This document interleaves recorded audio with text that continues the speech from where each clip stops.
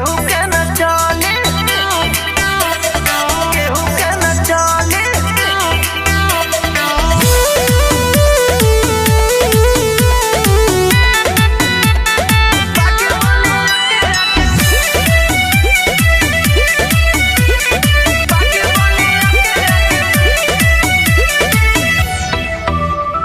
काहे तू रहता रे तना घमंड में, बतिया घुसल तू अपन महमंड में।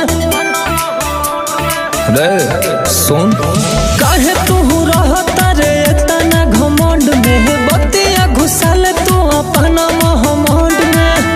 एही जाके लोग लेके चलेला दुनाली, जन्म से लोग एजा होले बाहुबली।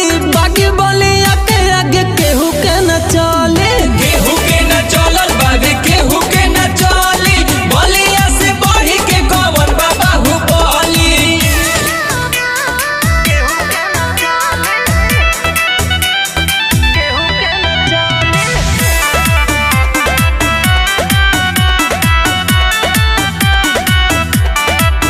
बागी बलिया में दुनलिया आगा मछिया हो आसान हो। ढेर बोलबे आउ छोलबे तो छनो में तोर लेली है जान हो।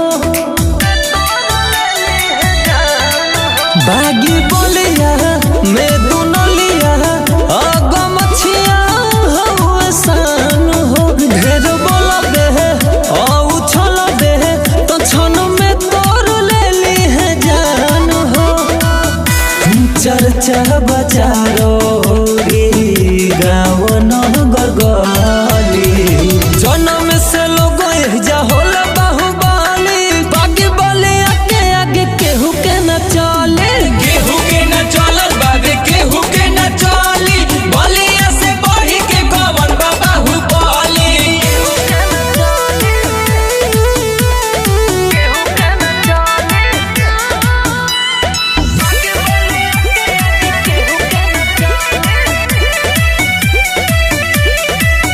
बड़े सहकल मन के बहकल, बोल काना के बल पे। ऋषि राहुल बाय अकेले लेके चलिया उदल के।